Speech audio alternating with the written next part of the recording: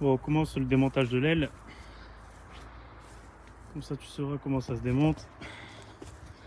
Alors là et là en haut de l'aile, tu as deux rivets avec des grosses têtes qu'il faut percer. Donc tu perces les têtes. Et moi ce que je fais, en général tu n'arrives pas à les déboucher. Je les fais sauter avec un burin de carrossier. Enfin comme ancien mais ça marche. Ici tu as un boulon de 10, c'est la fixation du phare qui est pété. Donc ici boulon de 10. Dans le passage de roue, quand tu descends en dessous, donc je sais pas si tu vois, tac, tac, ici la fixation du pare-choc et juste derrière sur la patte, tu as de nouveau deux rivets, donc un premier ici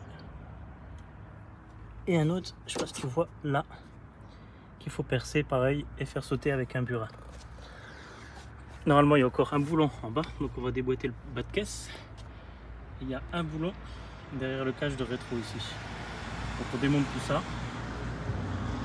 on fait sauter l'aile et je te montre quoi c'est fait. Voilà, alors pour démonter l'aile, je reprends, tu as deux rivets ici le long de l'aile, tu as un boulon ici, boulon de 10 qui vient fixer le phare mais qui maintient l'aile aussi. Donc ça c'est la partie compartiment moteur. Derrière le rétro, tu as un cache ici, tu as juste à tirer dessus, il y a un boulon de 10. Au niveau des bas de caisse, tu fais sauter le cache en plastique, tu as un boulon de 10. Et au niveau du passage de roue, vers l'avant,